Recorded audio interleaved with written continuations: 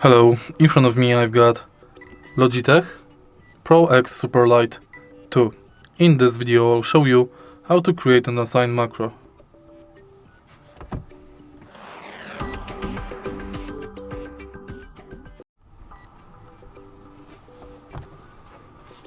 To create an assigned macro, let's go to Logitech G Hub and Assignments.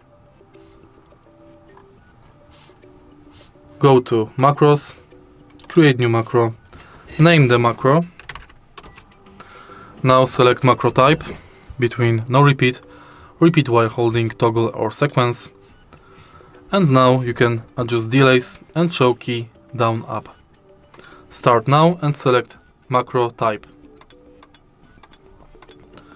Record your macro.